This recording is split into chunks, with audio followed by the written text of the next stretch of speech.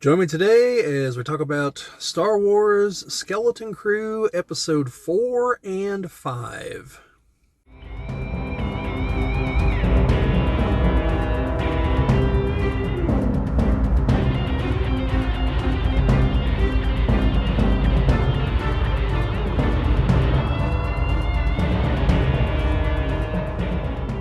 This is the Geek Cabal channel. My name's Bobbie, and today we're going to be talking about the 4th and 5th episode of Star Wars The Skeleton Crew.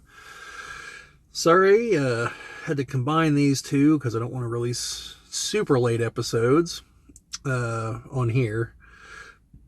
But got a little backlogged with Christmas and things leading into Christmas, so it's New Year's Eve as I'm recording this. Tomorrow will be episode 6. Actually, no. Today episode 6 is going to come on. Oh, well. So anyway, 4 and 5, some things definitely happen. And I had to take some notes. I didn't remember the names of these places. So, in episode 4, they are following the map that they received at the end of episode 3 that they thought was going to take them back to At-Aten, but it ends up taking them to At-Akron. If I heard it correctly, that's going to be kind of a problem here, as I can barely hear what they're saying in a couple places, and I had to get my hearing checked. So they go to At-Akron, and it looks like At-Aten, kind of fits from the space. Some similar things are happening. They get down to the surface, and it looks like it is At-Aten if everything had been abandoned for 50 years or something. So it turns out there's like a massive civil war going on, and they all get drafted to one side, and they're talking about what they're trying to find, and there's a lot of kids fighting on both sides. Also, there was what I believe was a droid hover tank, the AAT from the Clone Wars era. Although it looked a little bit different, so I don't know if this was like a stripped down one or a precursor, perhaps, to the droid hover tank. But they definitely appeared to be one of those. So, like I said, they all get drafted, and they find out that there's a place that supposedly might have the knowledge that they seek. So, once they get done with their service and all get out of it, they, thanks to the actions of Jude Law's character, whose name I still can't remember, and so they all take off and go there, and they said it looks like one of the towers on their world. Again, I don't remember the name of the tower. It's like the Tower of, Justice or Peace, or the Controller's Tower, or some kind of tower. So they go there, and there's symbols that represent the 9 worlds they were told about in the last episode. And there are columns that have star coordinates on them. And they find the column that represents At-Aten because they recognize the symbol. And the coordinates have been destroyed. They were on stone. The stone's been smashed where they were. And it's obvious that the droid SM-33, which, by the way, if you can't figure out what that's supposed to be, it's the letters SM and the numbers 33. Well, if you turn the 2 3s around and make them E's, it becomes Smee, as in like Captain Hook's second in command in Peter Pan. So, or at the very least in the version with Robin Williams.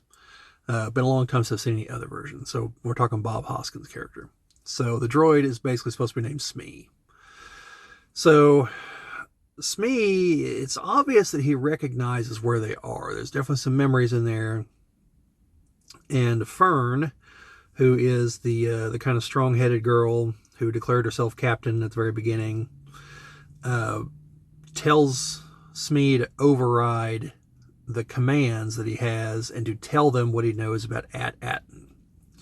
Because he keeps saying, what does he say? I don't know about no At-Aten. And it's like the fact he keeps saying that, they piece together that he's trying to tell them that, yeah, he does, but he can't tell them about it because of prior commands.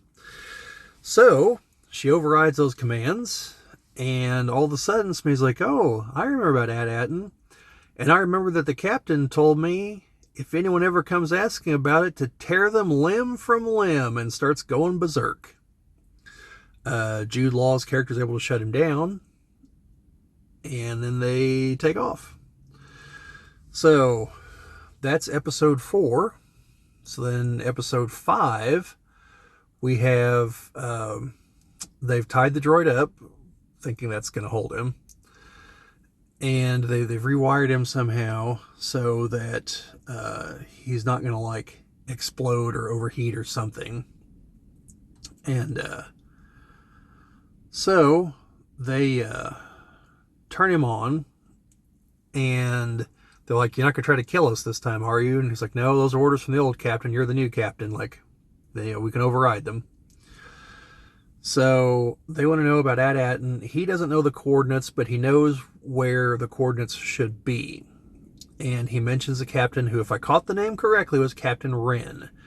Now, I've never heard of this character in any other Star Wars fiction, so I don't know if this is an existing character from elsewhere. If this is in Disney's stupid fantasy land, then I don't care. But I don't recall this in the old EU either. So once he hears that name, Jude Law pieces together that the ship is the Onyx Cinder, which is the name of the ship. I know that because there's a Lego set for it. So then he realizes who the pirate captain is, and he's trying to regale the kids with tales of like, oh, he was the greatest pirate captain of all. Like, he'd, sail the skyways, and whatever he wanted he would take. And they're like, yeah, whatever, we don't care. And he's just like, what? Because he's thinking, oh, I can tell them this grand tale. And they're just like, yeah, we don't care. So the droid, Smee, tells him that he knows where the captain would likely have kept this information, because he tells him what happened. The captain became suspicious of everyone else, and they turned on him, he turned on them. Ultimately, the captain's concubine stabbed him and killed him. But at least it sounded like he killed him. But he got the last laugh because the ship was set on an auto course and they couldn't change it, so they all died near the ship smashed into AT-AT. And yeah, so the droid's like, hey, so we need to go to where his secret lair is with all his treasure, because that's where the information would be. So they go there, and now it's a resort planet.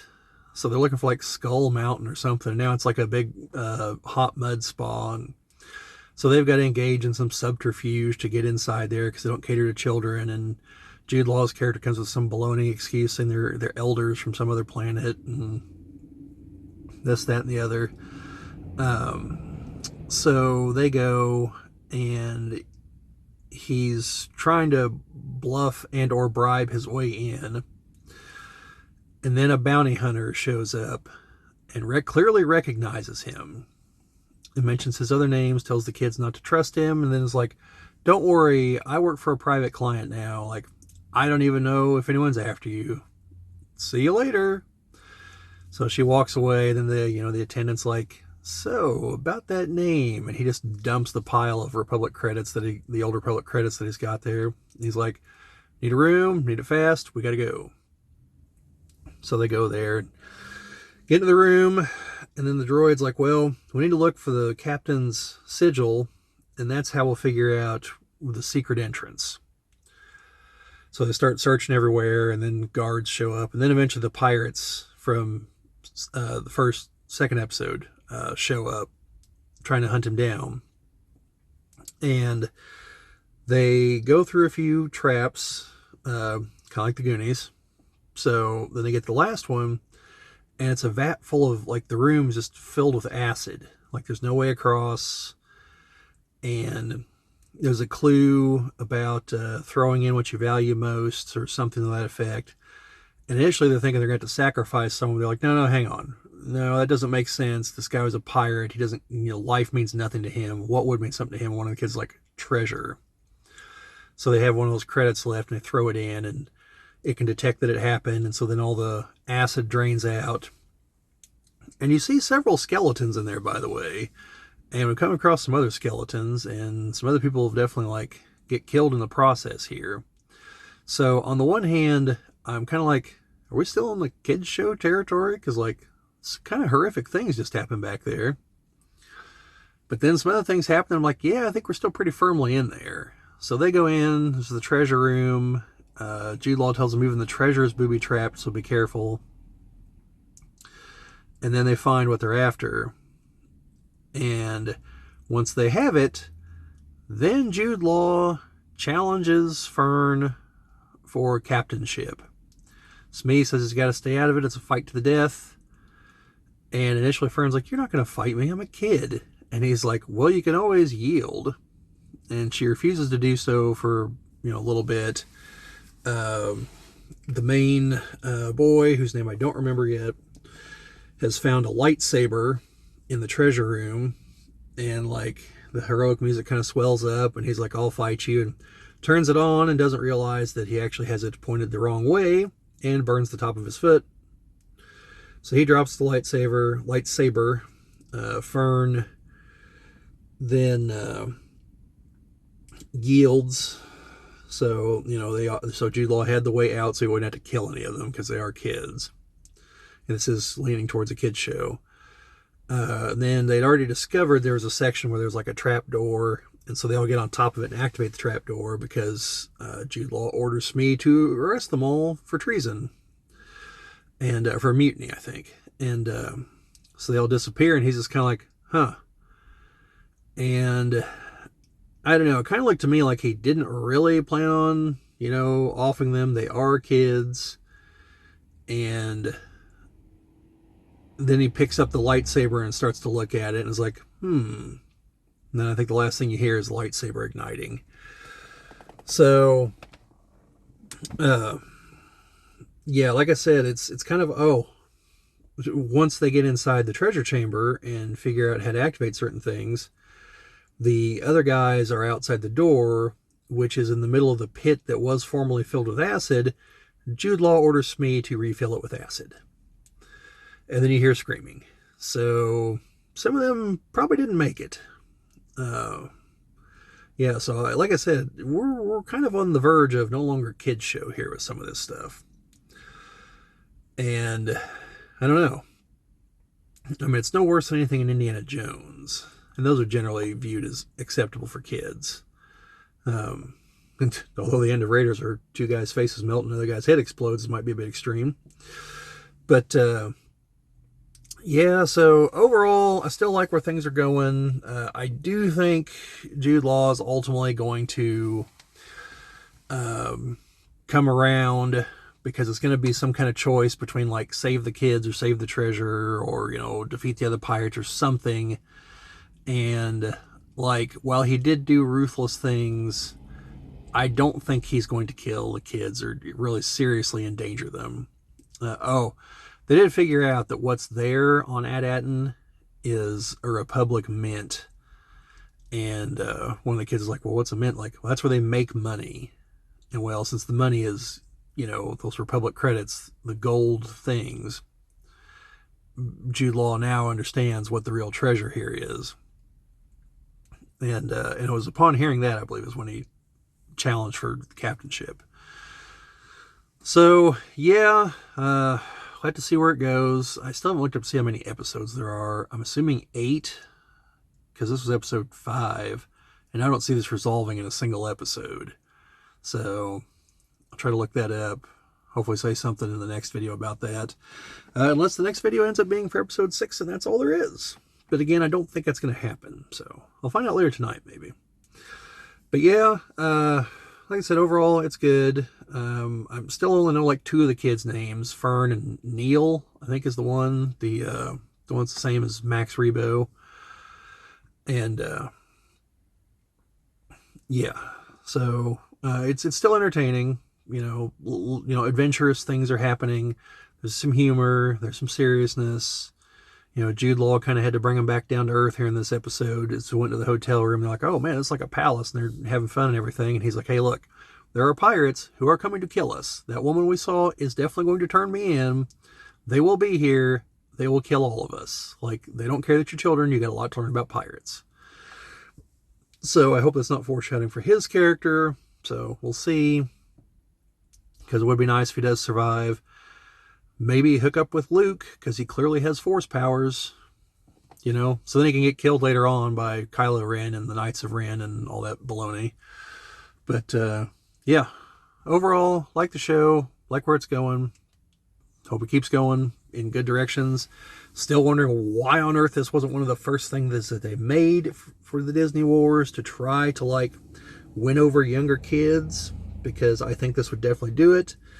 And now, since they're unfortunately just kind of in the ratings death spiral, I don't know if it's enough to turn things around. I mean, it's probably not, but we'll see. So anyway, that's all I've got to say on this one. So let me know what you guys think down in the comments. Have you watched the show? Are you going to watch the show? You know, things like that. What do you think so far?